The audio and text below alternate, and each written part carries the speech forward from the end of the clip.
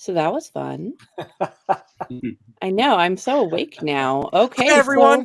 So, Hi. good morning, friends and gamers on the interwebs. I'm Rachael Blaske, and I'm very excited to have you joining us to learn all about microgame publishing. We had an interest in going deeper into detail after our original panel that we did for GenCon Online, and so here we are. So if you are watching this on one of the 3 platforms that are available right now, we've got one YouTube. I would love for you to like the video and hit the subscribe button so that way when we do our subsequent panels, you guys are notified. If you prefer Facebook Live and you're watching with us there, you can click the 3 dots up in the upper right-hand corner and choose to be notified every time I go live, which use at your own risk. And lastly, if you are joining us via Twitch, you can click the heart and you'll know when I live stream there. Sorry, I need more coffee. Laszlo, you're our enthusiastic and beloved moderator. And so I'm going to let you take it away. Thank you. So, good news, bad news. This panel is about microgames. I love microgames. Rachel, wait, hold on. Which of those was the bad news? Good news, bad news is I kind of gave up on this panel about 30 seconds ago because I realized we're supposed to be talking about microgames, and we are not even 100% clear on what microgames are. Kind of like how the Supreme Court defined like obscenity a bunch of years ago. It's like you know it when you see it. Yeah, I went there. It's like I love microgames. I have microgames. I have a shelf full of microgames. It's not a very big shelf. It's a micro shelf. But if I were to ask me, like, what is the difference between a microgame and a game, I'm not sure I could tell you. Growing up, I had these little keychains that were like Monopoly on a keychain or Battleship on a keychain, and they were really tiny. They weren't completely playable, but I always thought, like, hey, you know, I could like get a couple tokens together and I could actually play Monopoly on something that's literally this big.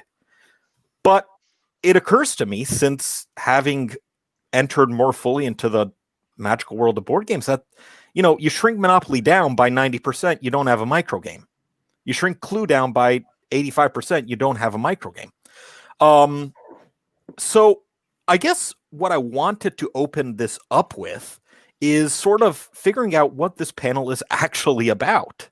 What is a microgame, or what makes a game a microgame in your opinions? Who are you pitching that to? I would like to pitch that to everyone except Jason. Yay! I have a reason for that. Okay, well, I would say a micro game, in my opinion, is something that is going to fit in your pocket, which it doesn't really matter what the packaging on it is, but it needs to be something that is portable, and a good design would be smart. I love a deeper look, a deeper game than what it looks like. So that's the preference anyway. Awesome. I would lead on from that and say that the experience is greater than you expected. So for us at Alleycat, we always are looking at the experience it gives the players in terms of, is it puzzly? Is it hilarious? Is it do you have discussions between yourselves about the theme? Yeah, that's for us what a microgame would be, is about what's the experience. Can you still have that experience from the microgame? And if it is, then it's a good microgame. Yeah, I would say that I like the way that you went down that path, Caesar, of like the experience is bigger than you expect it to be. And I would add to that to say, if it fits in your pocket, and then but you can get a full game experience out of whatever that thing is, I think that qualifies as a microgame. You know, you can't get a full experience out of pocket Monopoly, the way that you described it, Laszlo, because there's a bunch of pieces of that are going to be missing, right? You need other things, but if you can get a full experience out of it, what feels like a full gaming experience that feels larger than the packaging it came in, and it fits in your pocket, then microgame. Now, Jason, I wasn't kidding. I didn't ask you. And that's because you don't sell microgames. I feel like you've been very deliberate in avoiding that terminology. You are sort of the bad boy of microgames. Can we say that? Hardcore. Sure. I can just see Jason in a P. Diddy video going. I was Exactly. thinking SLC Punk. I mean, I'm very curious as to where this is going. well, Me Jason, too. I feel like Jason really wants to shape terminology in certain ways. You reject the term filler. You also don't market your games as microgames, although most people would consider them that. You sell them as wallet games, and you don't describe them as microgames to other people. You just describe them as wallet games. Why do you reject that label, and what goes into your terminology? So I think I just reject like all labels. So the SLC Punk thing is pretty accurate. But microgames, for example, is I think a lot of people are going to think experience first. They're going to think packaging first. So I want it to be explicitly wallet games because it describes the size of the packaging. What's inside that? It could be a small experience. It could be a large experience. I think there's room for all of that in microgaming.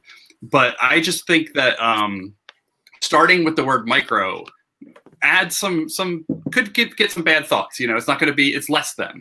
And what I want to express is that it's not less than, it's just another game that comes in this small packaging.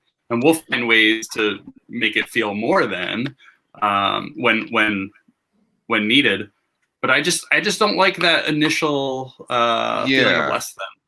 Yeah, Jason, I'm with you. We at XYZ we refer to them as pocket games. We never refer to them as microgames. We refer to them as pocket, as in it needs to fit in your pocket. And one of the qualifying requirements for a Quarks title is that the packaging and everything needs to fit in your pocket. And when it comes out, it can't feel like we've miniaturized another experience. It has to feel like this is the experience. Yeah, exactly. Yeah. So what you're saying is I need to rename this because otherwise... well, we need a handle, right? That's the problem. Out. No, well, we need a handle, right? We need something that we can all underneath go, because we're all making something that's in a similar format with similar challenges and similar ideas behind them. And we need some label that rallies it up. Maybe we can come up with a new one in this live stream. Maybe. But Jason will reject it. No, I mean... I've used microgames when I have to. Like if I need to get to a wide audience and get something out quickly, I will use that just because people know it, and that's why it makes perfect sense for this panel and all. But for our products, I just try to avoid it and try to jump to a different tone and different reaction immediately. But occasionally, if I need everybody on board, I'll be like, "Here's a microgame." So we have these games that several of you define them sort of positively as, they need to have these certain things. And Adam and Jason, you really focus on, it can't be less than, it can't be lacking certain things. Are there things that only work in small games as opposed to bigger games? And that's for anyone. So what I found is that a lot of there are times that there's this really interesting mechanic or this really interesting way that pieces and ideas can interact with each other, and you could put that into a larger game as a mechanism in that game. But sometimes they're charming enough and interesting enough on their own that just having them, as the game is enough of an experience, and I wouldn't say it's something you can only do there, but I would say that pocket games are one of the few places where you could probably have a single mechanism that drives the entire game and make it feel full and interesting without it not feel flat and underdeveloped.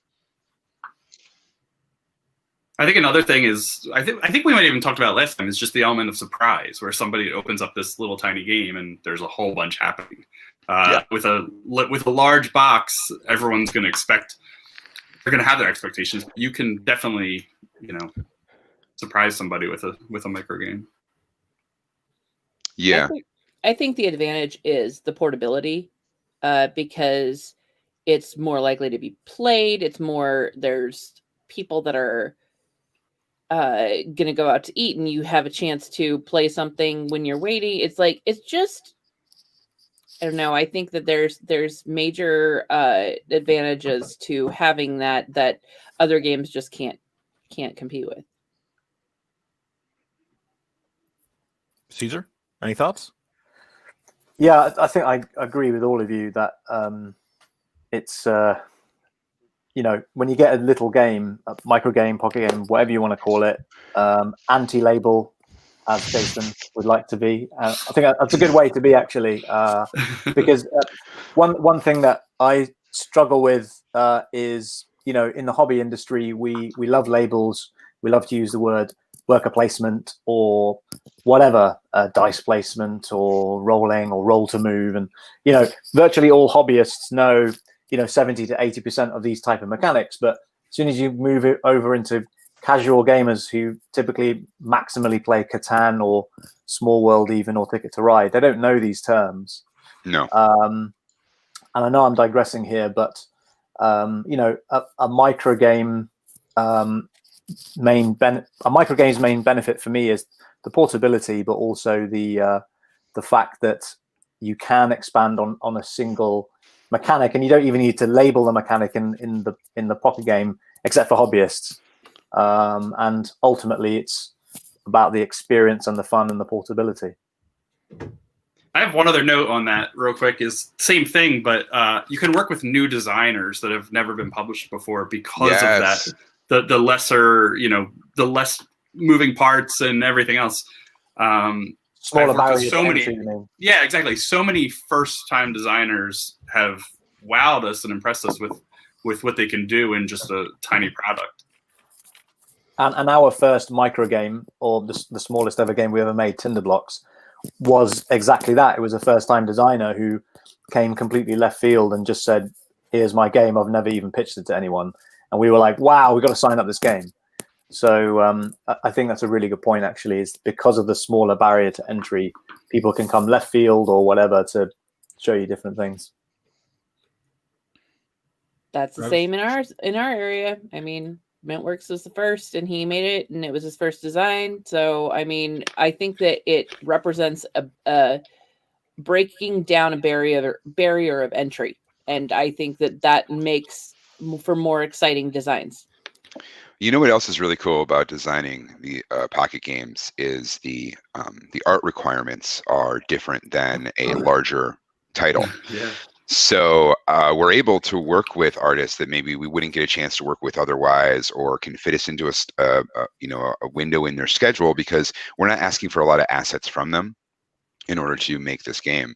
And for us, we have a really strong commitment to art, on making sure that everything looks great and we use great artists. And we're working on a couple new titles right now, and for both of them, that art process is so much easier than the larger titles, and it gives us a chance to do some stuff that we wouldn't get to do otherwise. I think conversely for us, we've had a similar thing, but like on the flip side, where the game requires a decent amount of artwork, but then when you factor in how much revenue and profit you're going to get from the game, it's far, far less than a big box. So actually, as a percentage of the overall spend and the overall revenue, it can be very high.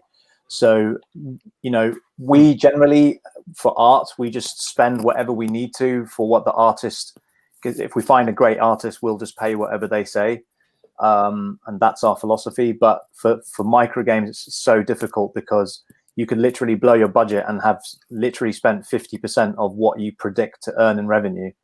So and see for us, and I guess a different take that we take is, I'm looking for artists for those type of games. I'm looking for artists who maybe maybe they're really great, but they haven't had a chance to work on a big project yet, or they're a great artist, but they haven't worked in board games before. Or it's somebody who does it as like, hey, this is the thing I want to be doing, but currently I, work a 9 to 5. We're working with those type of people. One, to give them a shot. Those kind of people are thing. really hard to find. People who are not very well known and are actually good. Wait, this way. I mean, I spend a lot of my evenings and nights in bed just scrolling through ArtStation and Behance because I just really enjoy it. But to find a good artist who doesn't charge, and I am under the belief that I'm a capitalist, I'm an entrepreneur. I want to pay these people what they deserve. Absolutely. And I kind of feel bad when an artist says this and it's like, it's not very much. I'm like, not really comfortable paying that because you're going to really help us out and you're not helping yourself out financially. So better than paying them in exposure. Yeah, well, yeah. I don't know who does that. Swear words. So years before I was in board games, I was in graphic design and advertising. So I spent years working around the spec culture of, hey, just can you draw up a couple ideas for me? So we pay from the first sketch. Like for every artist we work with, that very first sketch they give us, even if we're not going to go with them at the final, we pay for the sketch. You're spending time, and it's your skill. You got to get paid for it.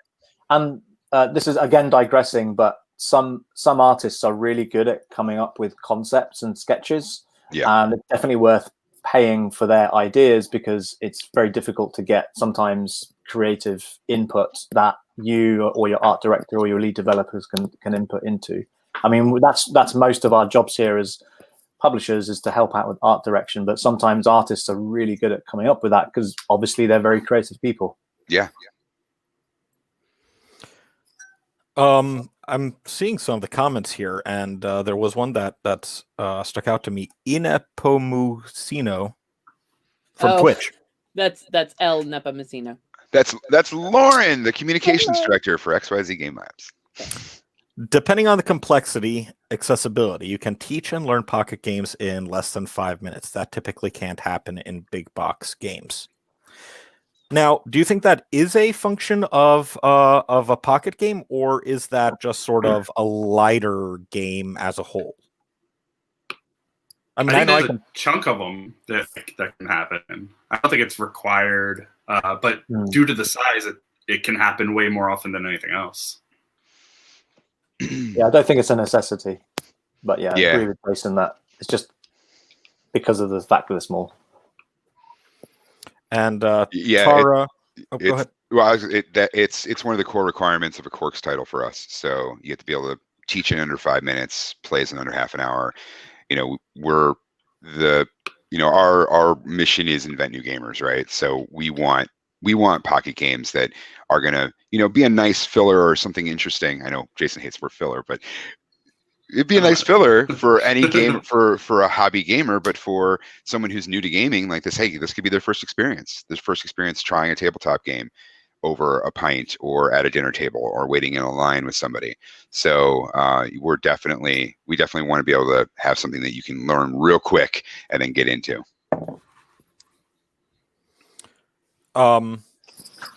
Tara pointed out the goal shouldn't be to pay with exposure on for artists who accept low pay. I think that's exactly, just to be absolutely clear, that was Caesar's point. That's what we're trying to go for. Now I like sort of Adam your sort of hard rules there about teach 5 minutes, play in half an hour. And I've played some microgames that I can play through a game of it in less than 5 minutes. I can teach in like 2 and play in less than 5 minutes. And then there's for instance Spaceship, where I can play a game of it and I can take 45 minutes, an hour. There are expansions coming out for it. Spaceship by Bud and Shy, designed by Lucas Gentry, and I can play a couple of games it and string them together, and then it's like an hour and a half, 2 hours. Are there times when any of you all are feel like you're pushing the limits of what you can fit into a small game, or pushing the limits in terms of time, or pushing the limits in terms of, you know, how many players can play this game? Jason to probably answer that. Well, Given yeah. the number you published. Players is always a problem just due to card count for us. We have 18 cards exactly, and if there's 4 players and they each get 3 of them, you're almost out and have nothing else to work with. So card count is a problem. The other thing for us is our rules are always the same, and it's just this like double-sided thing. So rules can run out quickly. We've added a second one of these, and that gets into the, it's not going to be 5 minutes to teach when you have double the rules. So we do that, but the game has to be appropriate for that. It can't be a quick, 5-minute game, like you said, and have 3 of these, just to learn how to play. So balancing all of them is definitely important. But player count is the killer. Running out of, and ours is specifically product based. It's not microgame based. You could have a microgame with more cards than we offer and have enough to give around everybody. But that's definitely a design problem, development, and all the way through publication is just how to have enough things for all players to work with and have a meaningful game. So low player count is key, if you take anything away from that. Which also works for everything else, because you've got 5 or 6 people sitting around, they're going to want to play something bigger, or 4 people or whatever. It's real easy to convince one other person to, sit down and play this tiny little thing. On the other hand, Jason, you have In Vino Morte, which is literally 18 players. Which is the exception to all rules. Brilliant game. I love it so much. Oh my god! It's just and that's the one where everybody's going to get 1 card, and most of the game doesn't happen in the cards. So that's another thing is if you do those kind of games, which we've done a couple, but like anything that's the majority of the game takes place in the players' heads, you can take a lot off of your product size. I feel. So Jason, there's a couple designs that I have reviewed for our Quarks line that you saying how much of the game happens in the people's heads. Like you said that it once in some video that you did at one point, and I was like, man, that just rings through my head regularly. So I thank you for that, sir. Oh yeah, of course. Yay, Jason's in your head. Jason is in my head. Jason not creepy at all. No, we're not creepy. Anyone else? What was? Can you restate the question? Yeah, I mean, it was a while ago. I'm supposed to be doing that. I'm supposed to be putting. Wait, what is our question? See, Laszlo. Why am I so awesome? Oh, well, got it. Well, your name is Laszlo. You started There off you go. real strong. There you go. There you go. No, it's do you ever push the boundaries, or do you feel like you're like pushing up against the envelope and then a little bit further of what a small game or a micro game or a wallet game or any of these labels that we do can be? And Adam, you in particular, stated these like hard and fast number-based rules. I know. Do you ever feel like, you just want to teach in 6 minutes and play in 45? I know, right? Like, why did I do that? Constraints are important. Right, constraints are important for creativity, and I respect the hell out of Jason's over here, this guy over here, about the 18 card rule. Like that is so hard. It is so hard to stick into that just one, that lane. And I wanted some hard rules around what we could do. And recently we had a couple games that looked really promising as future Quarks titles. That as they went through more development, like, no, this game wants to be bigger. This game wants to do more. What the experience these people are having, there was specifically a roll and write that was really cool. And as the team that was working on it worked on it, it just became more and more obvious that this game needs to be something bigger than what we can fit into a Quarks box, because the experience calls for it. So we've had that point of like, oh, well, this title isn't going to work for that line because it's going to be a bigger title. I would say one of the ones we're working on right now, I feel, is a little like I'm flirting that edge of like, am I putting too much stuff in this little box? There's too many things. But yeah, it's coming out nicely. So yeah, it's a hard thing to work around, and we've had stuff where like the gameplay, we've had to cut things out to stay in that 30-minute limit before. But yeah, it can be difficult to to play with that line. But if we don't have that, then there isn't a specific reason why these are different. And I think that's important too. Each one of the companies here makes a slightly different cut of what a micro game is, and I think that's important for the industry and for sales for all of us, to be honest. Caesar, Rachel. Yeah, I mean, for our games, I mean, we just decided that we would just make the boxes bigger, basically. So we didn't want to compromise the game, and instead they're all still pocket, but we were like, well, we can't really change it because of player count or whatever. So we're just like, well, the game's great. If we change any, remove any components, it's going to make it worse or lower the player count. So yeah, that's Well, what we do. We take restrictions pretty seriously because ours is this size, and so Yeah. if it doesn't fit in here, we have a big problem, and so that takes a lot of focus. Are we also And- supposed to hold line up them up. mint-tins? Wait, Yes. there you go. I'm trying to clink them. Clink, I don't have a Here. clink. I don't have a mint tin next to me. Oh, Adam, fail. Okay, I'm so sorry. anyway, There. but our concession for that was we just made it a little bit bigger. Like Yeah. Yeah. this is 10 millimeters more. That's how much we were willing to give. So we're pretty hardcore on the size there. Yeah. Yes. I can't wait to have those. When are those coming, Caesar? Hopefully November. So November time. Yay!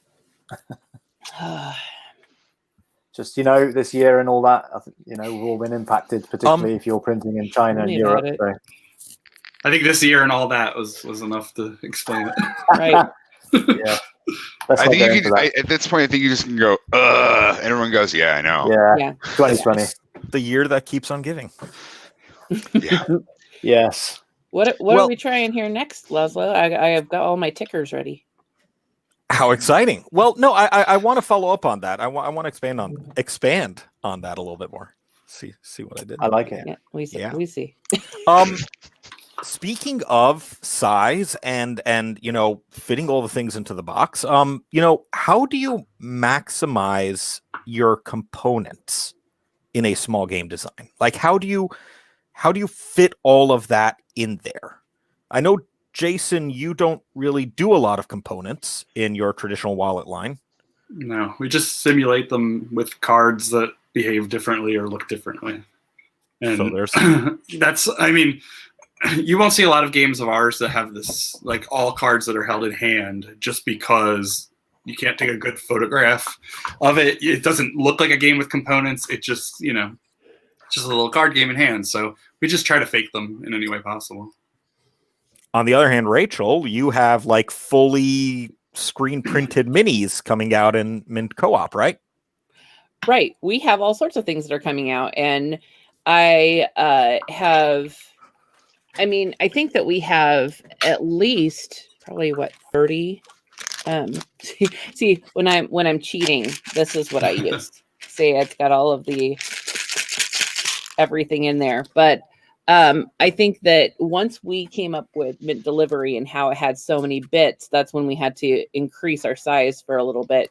But in doing that, we decided to do that knowing that future titles could then have a little bit of extra wiggle room and to be able to do like the cool little meeples that we have coming in Cooperative and to be able to, again, feel like a bigger game than it is. Well, no, to feel like the bigger game that it is, but it's still small.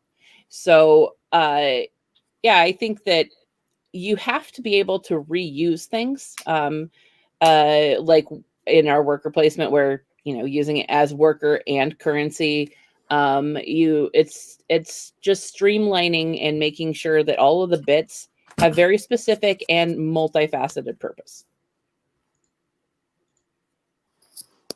Yeah, I think another way is you can make the cards double-sided and multi-purpose them. you can make the meeples screen printed on different sides. I mean, the thing is, like, it's limitless in terms of how to maximize out the game components. It's mostly to do with your imagination and creativity, and also if the manufacturer can come up with, hey, we've done this stuff before, we could do this, or you tell us and we'll try and figure it out if we can do it. So if you've got a good relationship or have someone who's creative on the team, they can sort of think of ways to maximize out not only the components but in the design itself. So you kind of need someone with a product and component hat on and also a game design hat on. And it's better if you as the publisher have both, but it's fine if as a team you have that collective thought processes. Art. Yeah. Great art. Zoo's Eve, we went with a really great artist, and the cards were full bleed. Anoka, the cards were full bleed. We're probably going to do that going forward on everything, making sure that we really capture the tone and the feel of what we want this game to look like.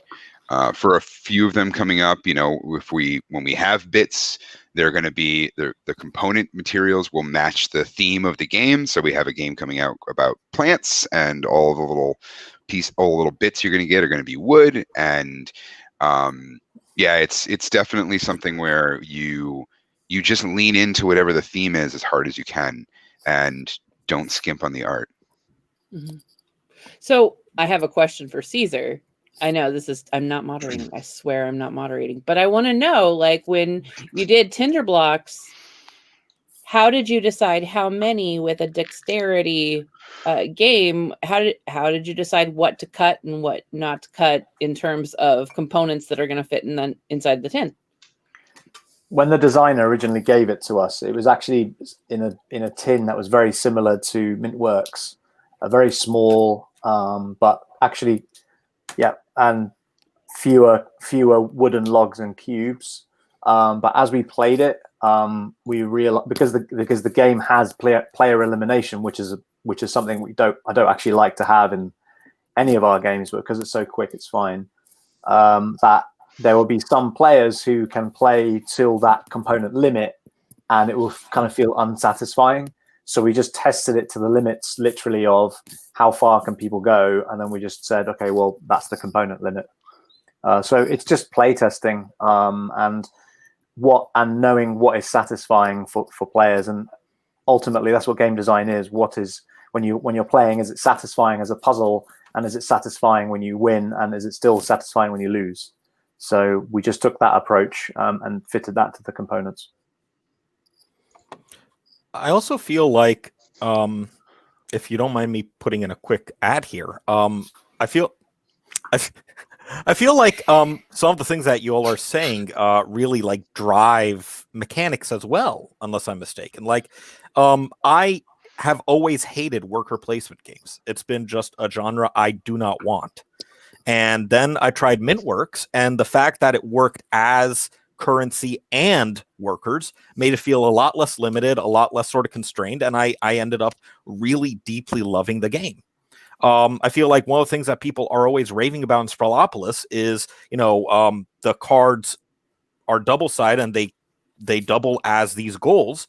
And it's if you just had a separate goals deck and a separate cities deck, it wouldn't work the same way. It's that you're flipping over these cards, and sometimes the goals have a really specific city card on the back that you are denied when you're using this goal.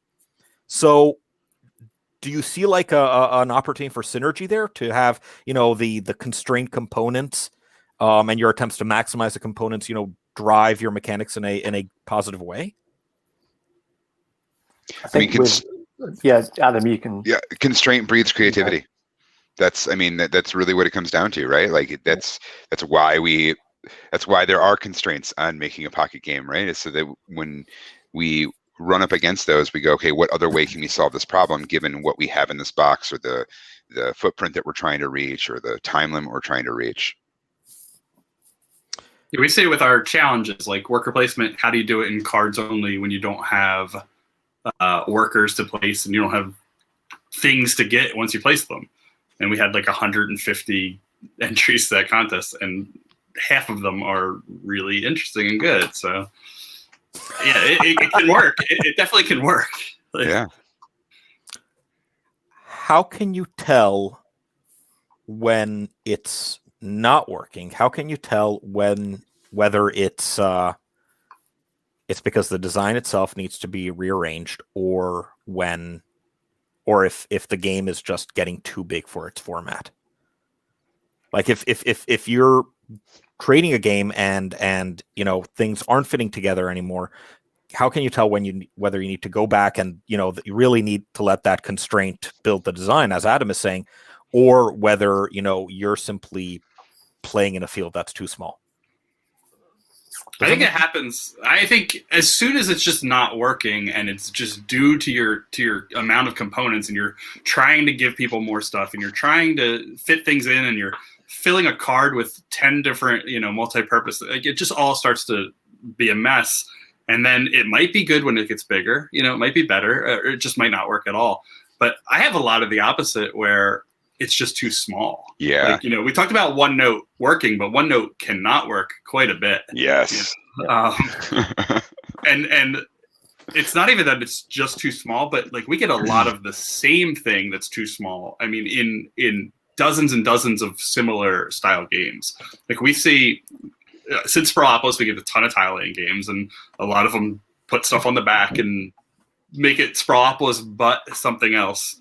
But a lot of times we'll just get games where you have cards on a table and you're just flipping, swapping, and rotating them, and that's it. And the whole goal of the game is to rearrange these cards on the table, which can rarely be great, but can oftenly be just kind of boring and nothing really to it. Yeah, if the most interesting thing I do activity. if the most interesting thing I do is just twist something or flip it over, it's not super great, and we get a ton of like submissions of that kind of thing. So it's a little bit more the opposite, because if it's too big, I don't think it usually makes it to us as a pitch. And occasionally it doesn't. I just tell them you should go bigger. I have one designer I've been working with. I told him I liked this game a year ago in a test, but it wasn't cutting it in tests. Like it's a really cool concept, but it wasn't cutting it. And in the last test, I mean, we've met 4 or 5 times over the past year. I was just like, this just needs to be bigger. It's just, it's a great core concept, but it's just not working. There's not enough to work with. And you want more players, or you want more components, or whatever, it just wasn't going to work. So you can tell as a developer when it should be bigger. And I kick that back to designers as soon as I see it, because it's just, you're wasting your time otherwise, because it's reducing stuff isn't going to help the design. Yeah. As a big box publisher as well, a lot of the time we get submissions. I mean, I saw one the other day and it was so big, I didn't know what the hell was going on. I had to, and even my heavy developer who develops our heavier games, he was like, I don't know what the hell's going on either. So yeah, there are a lot of submissions where they have the opposite, and I think that's the usual thing, where the game is so big that they haven't thought about the component count or how much it's going to cost the publisher, and it's got like 300,000 minis in it, and you don't need 300,000 minis. But it's interesting to hear it on the flip side from Jason that games should be bigger because they'd be more fun. So we haven't encountered that yet, but I'm sure we will. I'll forward you some emails.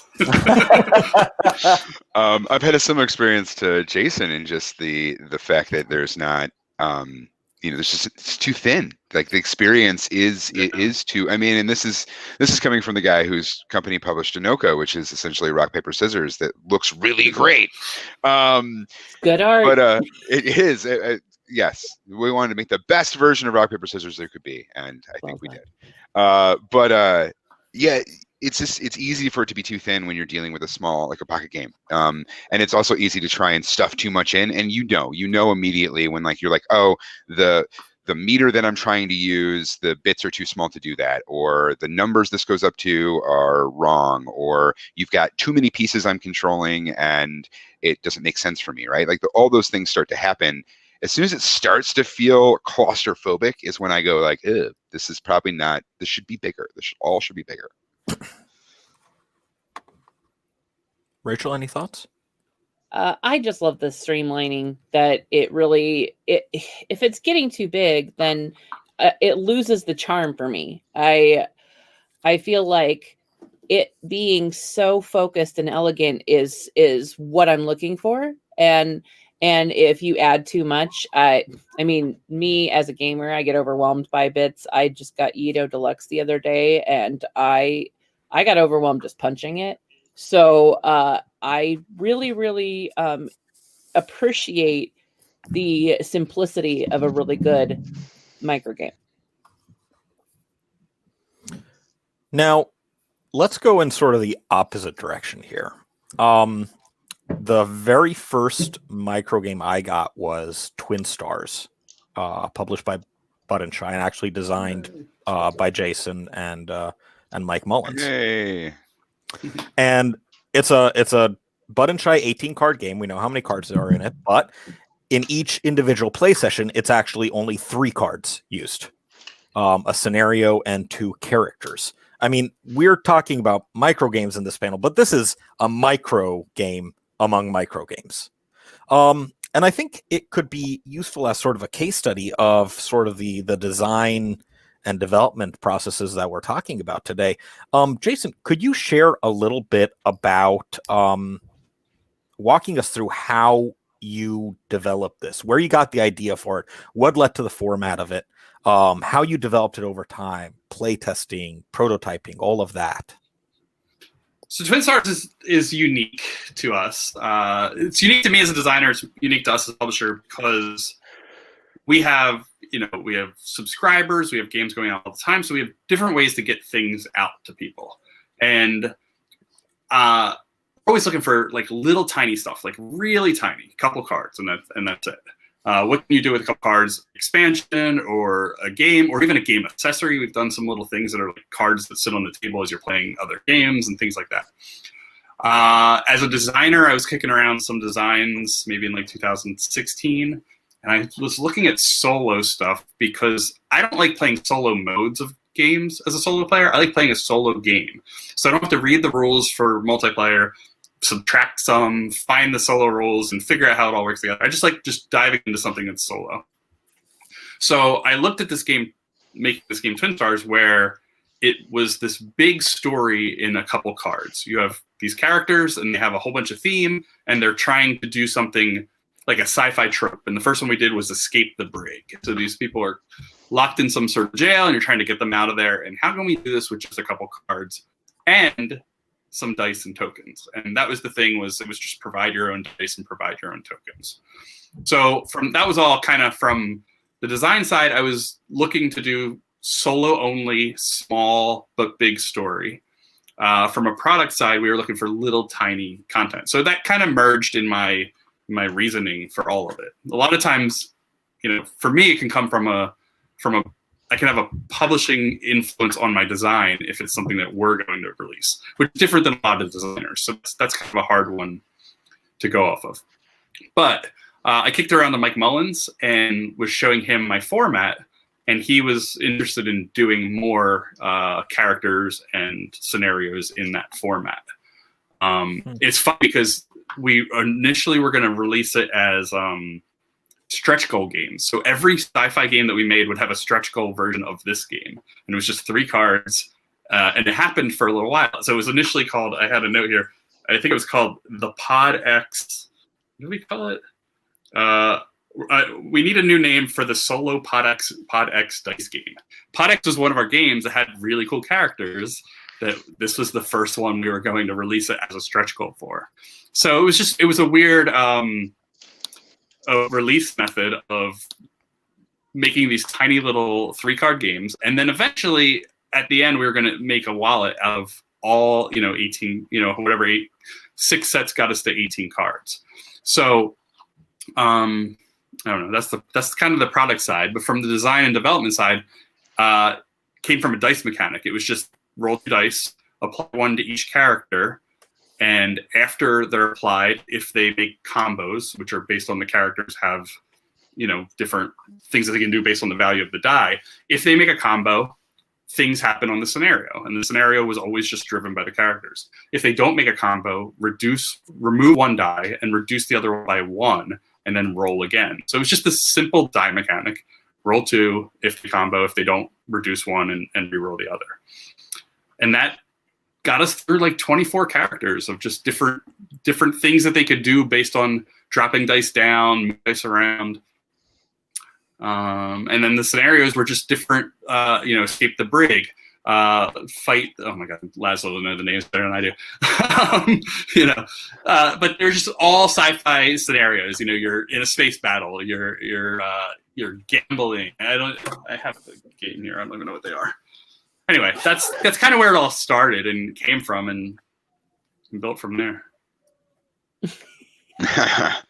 In my custom printed 3D printer, tiny Twin Stars box. You are the enthusiast. I'm enthusiastic about this game. I lost my pocket. That's awesome. Yes. So what else can I tell you about it? It's a very unique one for us, but it was driven from how can we make a 3-card game, and then they could infinitely be combined to make very many more scenarios, characters, and you also made the decision to use components for it, non-card components. So I have a rule. Yeah. For Button Shy, it's no components unless I break that rule. So any designs that I make for Button Shy break that rule. And there's been a few others that have done it, but usually I'll be the first one to break it because I want to test the waters with it, see if it works. All of them have to be playable with common household components, so pocket change. So anything that requires tokens, they're just like slid along the side of the cards and can be used with pennies or quarters or whatever. And then dice, I just assume everybody has a few dice. One of our designers submitted a game.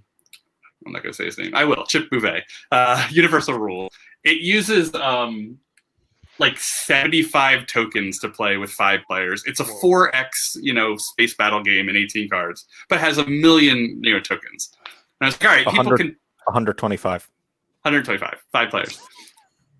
But that was even the worst one. He pitched me one that used 36 dice in a wallet game, and I was like, nobody has 36 dice sitting around their house. So. Except that. Well, yeah, I mean, we all do. We do. We're not I can't normal. expect that. Or nobody goes to a restaurant. Nobody goes to a restaurant, pulls it out of their pocket, and has 36 dice. But Yeah. how cool would you be if you did that?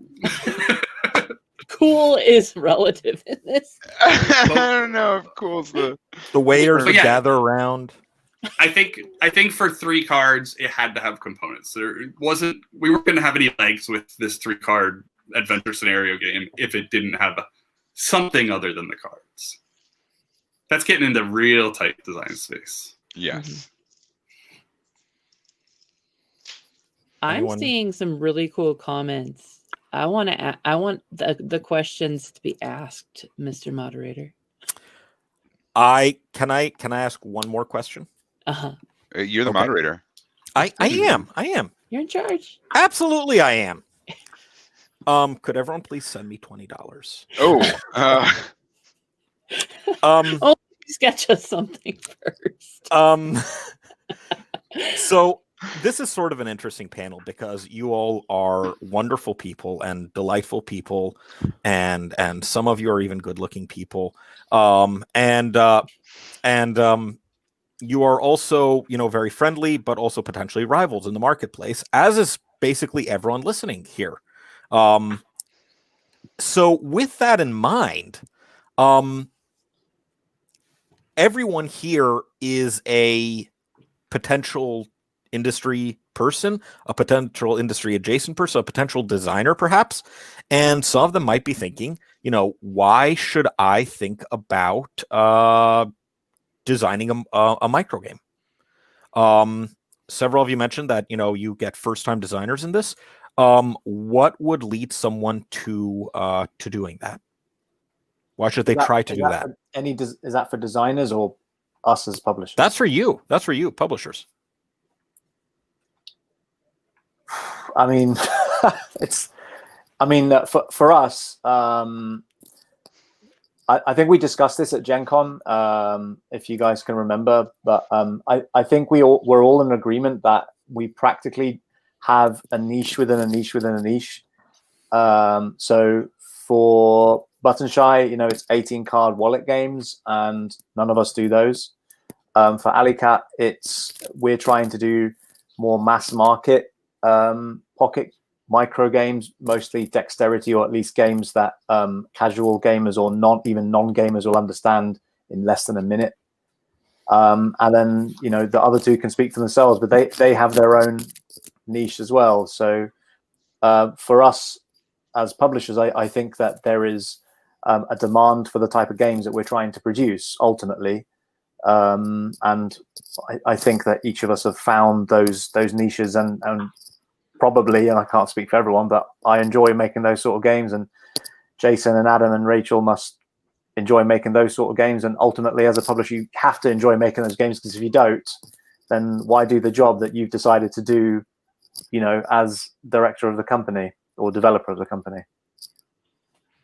Yeah, I would say from a publishing standpoint, for us, it was a matter of their first game we ever did, Robot Lab, that was just it's a simple card laying and management mechanic. And as we started to think about what games do we want to create going forward, you know, things that are along the lines of Arch Ravels, you know, the bigger box, more components, more production, that's where we want to produce games. We don't want to lose the charm of those smaller titles, and that is what led us to that, and the opportunity to, you know, a great design from Joe Slack dropped in our laps for New Year's Eve, and between those two things, it was like, you know, we want an outlet to scratch that itch. You know, the next two Quarks games, which come in Kickstarter in November, those are going to be, you know, one of them is an in-house design that we did, and one of them is a design that we bought, and that's because we want to be able to still scratch that itch of designing fun things that fit this format.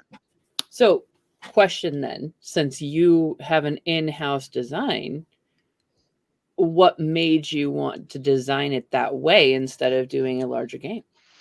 Part of it was, you know, company roadmap directed, right? Like we knew that we wanted to have the first season of Quarks, so Quarks 1, 2, and 3. We wanted all those to come out over the course of this year at conventions, and then of course conventions didn't happen.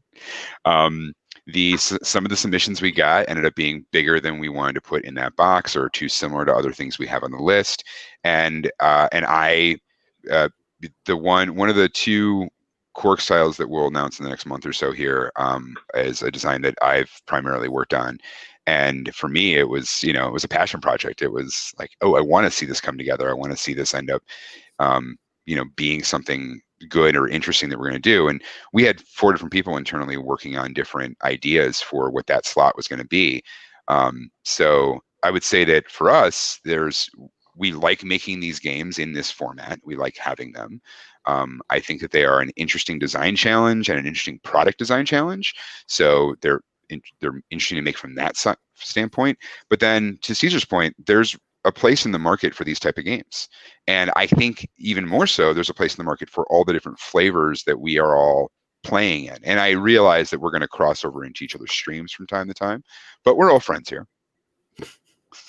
Yeah, I know quite a few people in the industry where it's not just the microgames we're making, but typically our Euro games, they overlap with a lot of other publishers. And you know, I take the same standpoint I did when I was a scientist, which was I used to work in smaller labs where we just couldn't compete with the bigger labs with higher throughput and output. And it's similar for us as, you know, small to medium indie publishers, where we can't really compete with people like Pegasus, Cosmos, those kind of bigger players, because they have the market and brand recognition that maybe we didn't, at least when we started. So you have to find these little niches for yourself to work in. And ultimately, yes, you will overlap, but the beauty of our industry is that we're generally all friends. I mean, I don't know anyone who I dislike in industry. I dislike you. Okay. I mean, a lot of people do. Only because you wouldn't let him use a British accent to run this thing. That's why he doesn't like you. That's true. Caesar, I love you. I think you're wonderful, sir. I love you all, including Okay, Laszlo. well, I Should we dislike do- Adam, and so what the point? You dislike me. I understand. I get it. Trust me. I'm not for everybody. Marshall Britt mentioned in the comments, I just want to bring this up. He mentioned that microgames have a low production overhead and less risk as well. Their scale is amazing, but being able to take thousands of copies of your best-selling game in the back of a Jeep is certainly a nice side effect. Yes, Marshall, that is absolutely true. The fact that these games take up much less physical space is wonderful. I was really hoping we would highlight that comment just so that I could cover Adam's face. And I actually have another one that I thought was super good, and it will also cover Adam's face. So I'm going to do this real quick. I'm just going to cover my own face. I mean, we hold can on. still see Jason, so it's important. Okay. Hey, what's up? How's it going? To go off of Marshall's comment, I thought he said there that your copy's in thousands of Jeeps, which is also awesome. Right, that would be amazing. You kind of get both of those. It's true. It's true. I just want a Jeep. That's all right. I do want to talk about Kyle's because it is very much. I know that Kyle is working on his very own first design, and he really likes the microgame space. And so this is something that he's been kind of asking me about, and I want to hear, because since I haven't personally designed a microgame, I defer to the designers here. I mean, Adam and Jason, you guys can help him out. Let your game be what your game wants to be. The game wants to be some. Sorry, I'm looking over his comment. Hi, Kyle. No, seriously though, the games want to be something, right? They are a living, breathing thing to a certain extent. That's true with any creative exercise. And when your game takes you down the path of doing something that it wants to do, not that you told it to do, but something you go, hey, it would be great if this happens here. Follow that and make the best game that you can make. Now, if that game happens to be a microgame, then great. But you don't have to fit something into that box unless you really want it to be in that box. I would say for cutting stuff, it's usually, for me, it's the stuff that you're doing to make this feel small. So if you're just cramming too many things into a card and the experience is just suffering as a result, you need to twist cards to get to this, and you got to slide something under here, and it just gets to be too cluttered for a small game. That's when I start cutting. But cutting is just because the game isn't great, not because the microgame isn't great.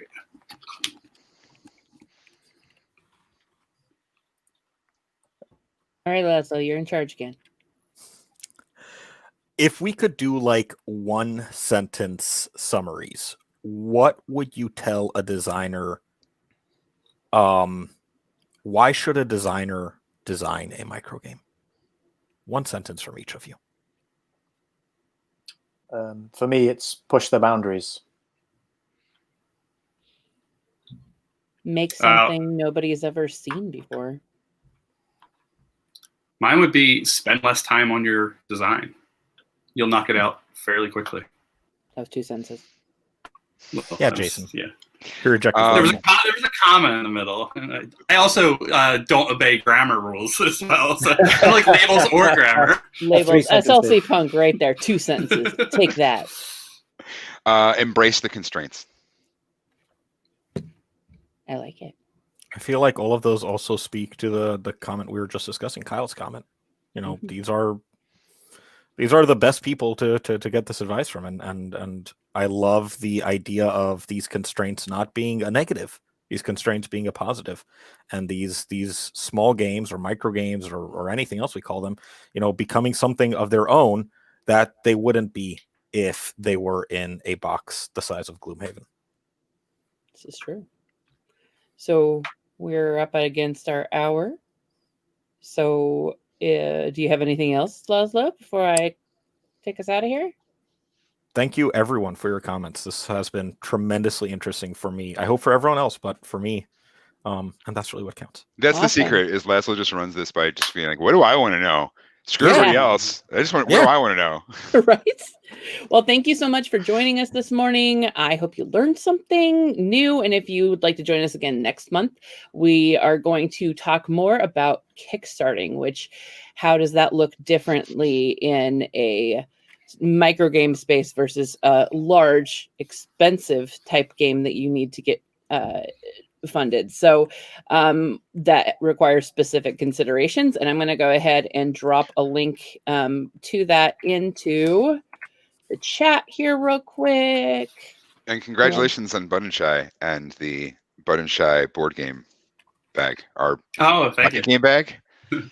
Game Hall bag. Game Hall bag. That's what it's called. Awesome. That's what it's Love called. it. Thank you.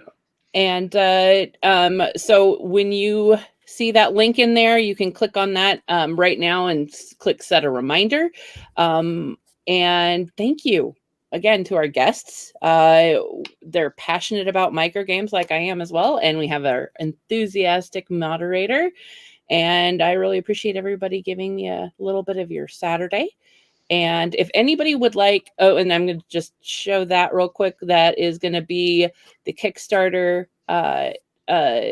live stream. And that is going to be on Saturday, October 17th, same time, 10 a.m. Eastern Standard Time, or 3 o'clock if you live in Britain like Caesar. And